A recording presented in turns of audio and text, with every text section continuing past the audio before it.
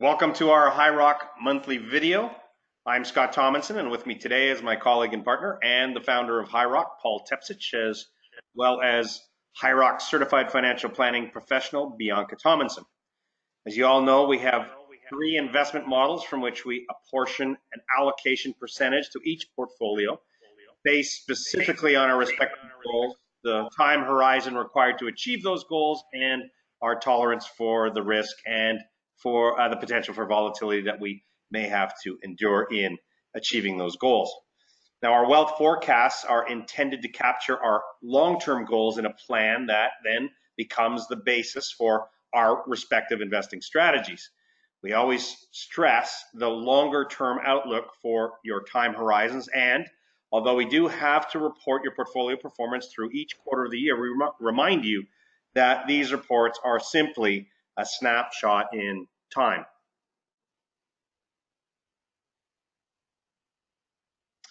And that is just part of the journey that ultimately takes us to our end goal. August saw a resumption in stock market volatility, which was a drag on portfolio performance. But as we have been saying for some time now, we caution all of our clients that there may be more financial market volatility and the potential for some further short-term portfolio value dips before we do finish with this economic cycle. We always manage risk first because why would we want to take more risk than is absolutely necessary to reach our goals? By doing so, potentially put those goals in jeopardy. As you know, we focus on the return per unit of risk taken as a key metric in the management of our portfolios. Why do we manage risk first? Well, we know that we have to take risk. Most of our clients, including ourselves, need somewhere between 5 and 6% annual average returns over a multiple year period before taxes and fees to meet our long-term goals. Now, with inflation eroding purchasing power at about a 2 to 2.5% annual pace, obviously we need to at least be better than that. Unfortunately, the risk-free rate of return currently sits at about 1.6%, which would leave you all of us falling behind our annual cost of living increase and may weigh heavily on achieving our financial goals. So as I said, we do have to take risk, but we want to minimize the risk that we do take. Well, as you all know, we have been rather skeptical of the nature of the pricing in equity markets for some time, as we believe fundamental value is being artificially influenced by technical factors and not supported by fundamental factors like earnings or the economy or global political uncertainty. Volatility in August confirms our theory. Global equity markets, where we do have to take most of our risk, have provided very little, almost no return over the past year, which makes it difficult to get those increases in capital value that are necessary for portfolio growth. Canadian equities have provided a little better value, but with the current economic environment, this in fact may be fleeting. Now, our fixed income model is responsible for the bulk of our income generation in our portfolios, but under most circumstances also benefits as a safe haven for investors who do not want the volatility and risk of equity markets. Now, we've remained pretty much fully invested in these assets over the last year, and clearly it has been the best performing asset class. As we've always said, bonds lead all financial markets, and clearly the state of the U.S. yield curve tells us that there are some pretty concerning developments in the economic and geopolitical world that are pushing yields lower and causing concern for investors. Paul, do you have any comments about what you're seeing in the U.S. yield curve right now? Well, today was not a good day for government bond yields. Well, depending on how you look at it, if you're an investor, it was because they backed up or rose pretty substantially. But in general, I think one thing to mention here, Scott, is, and probably our clients and listeners on this video have been hearing about the inverted yield curve. And when they talk about that, and you can see it in the bright green part on the far left, where the first dot on the far left is really a 1 month U.S. government yield, which sits around 2%. And if you go towards the 5-year yield, which is sitting around 140 or so, that is called an inversion. So you've got 2% versus 140. It's an inversion of roughly 60 basis points. So when the 2-year to 10-year inverted, which it's marginally steeper now, but last week everybody's like, oh my God, the yield curve's inverted and it's a precursor to a recession.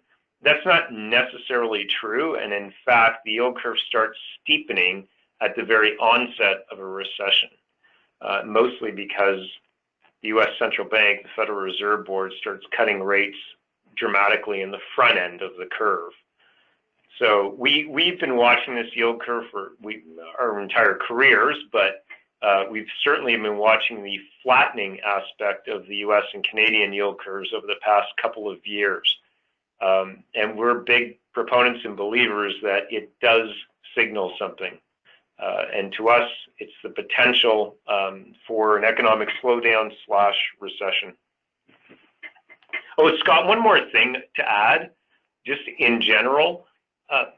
It's not so much the shape of the yield curve that we also have to look at, but if you look at the yellow line above, which is what the U.S. yield curve looked like a year ago, in September 5th, 2018, you can look how dramatically yields have fallen, which you can see in the inverted candle bar chart in the bottom third of the chart. What's actually very interesting is that all through Europe, not that it's part of Europe, but Britain has positive yields in the 10-year part of the curve, but everywhere else in Europe is negative yields. There are now $16 trillion of negative yielding bonds in the world. This is uncharted water. It has ramifications for all investments, risk-taking, administered rates like mortgages and car loans, etc. So this is, no one has ever managed or would have ever believed that government bond yields could go negative, but they have. And our view at High Rock is that North American yields, government bond yields, will start catching up to the European yield market, which means that our North American yields are more likely to go towards zero than they are to back up substantially. And there's a look at the Canadian yield curve as well. So not a lot of difference between the U.S. and the Canadian yield curve in so much as we see that inversion. Maybe that inversion goes out a little further along the maturity spectrum. But yesterday, the Bank of Canada suggested that when they held rates, that in their interest rate decision, there was escalating trade conflicts and related uncertainty taking a toll on the global and Canadian economies. So obviously, this is built into what we see in the yield curve now. But Paul, the Bank of Canada held interest rates yesterday. Clearly, to us, it appears they're falling behind the yield curve. What do you think they're waiting for?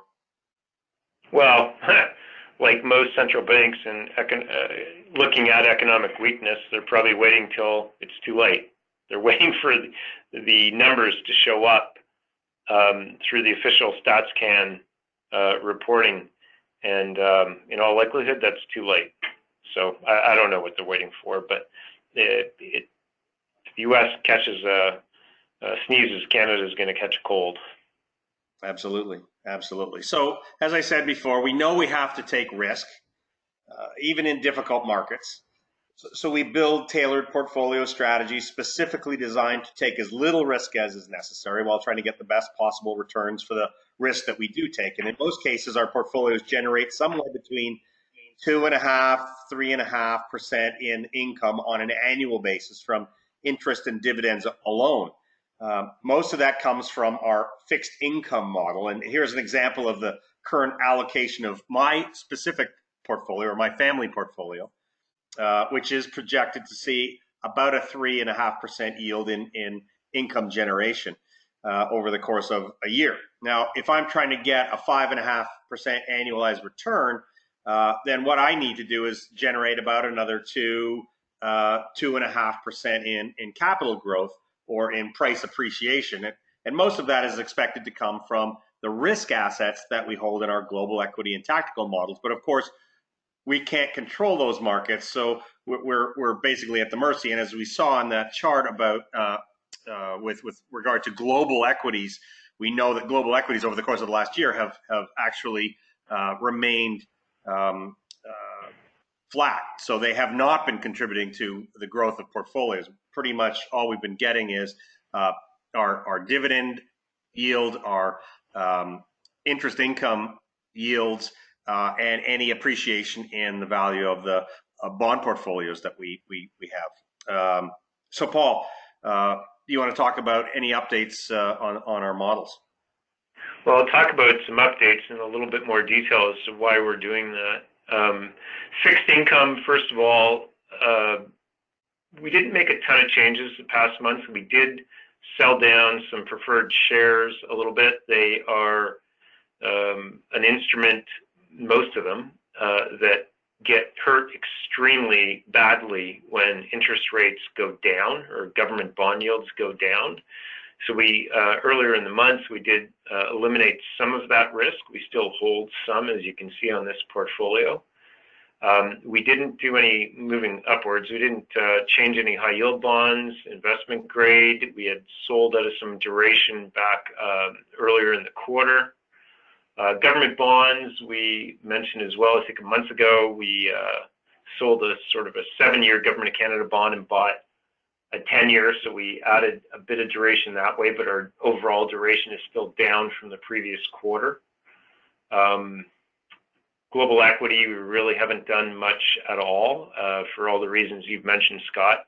In the tactical, I think it's really important for clients to look at two things. You'll notice the high yield bond component is almost a 10% market weight versus the equity component, which is at 3.7% market weight. So we're taking about almost 3 times as much risk in our equity or our tactical model through high yield bonds versus equity. And the reason for that is quite simple. High yield bonds are structurally senior. The interest income that we receive from the coupon that the issuer has to pay is a legal obligation to pay that coupon every 6 months.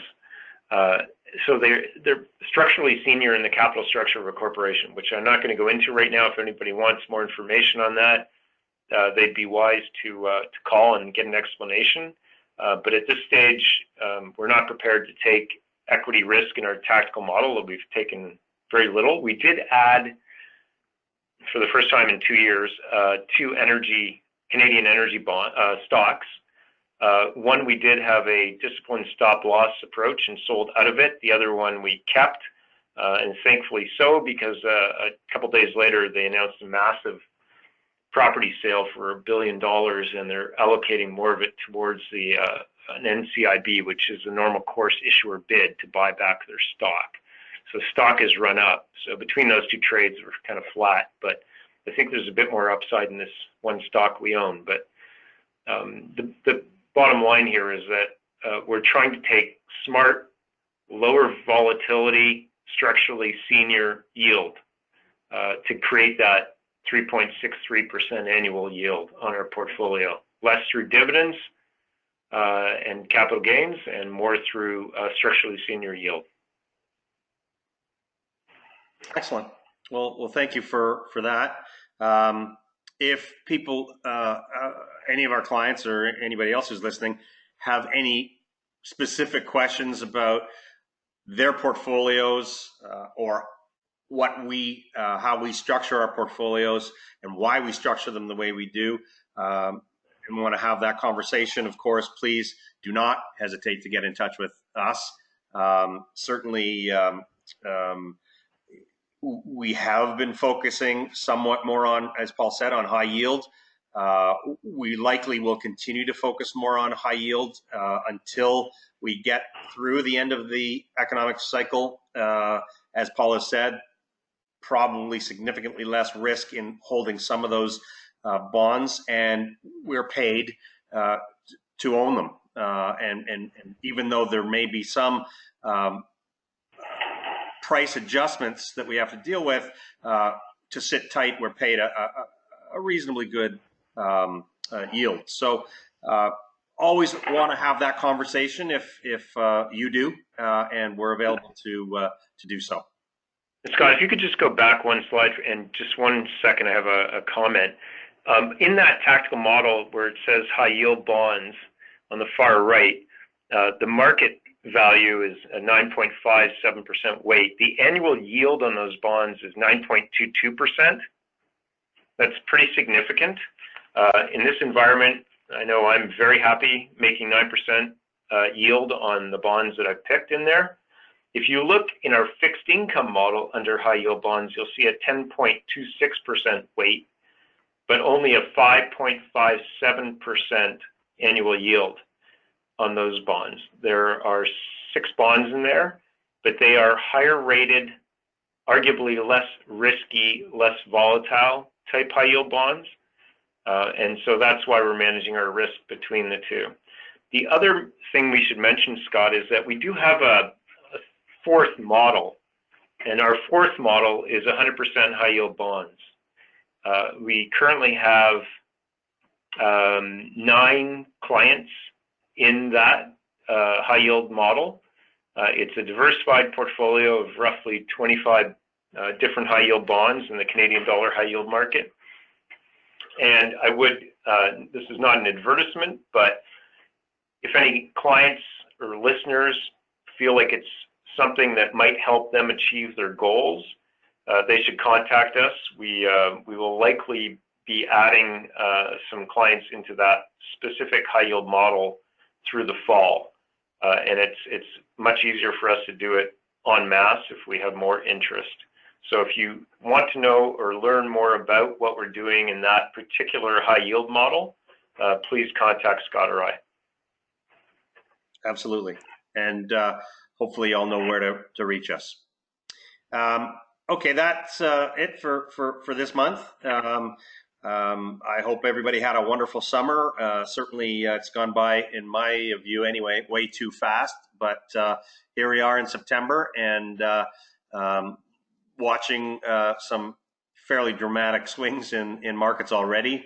Obviously, we keep our eyes on all of this on behalf of our clients, but certainly through the month of September, as developments occur, we're here. If anybody needs to be in touch with us, obviously, please don't hesitate to get in touch. But we'll be back with another video presentation at the beginning of October. Until then, on behalf of Paul and Bianca, wishing you all the best for the month of September.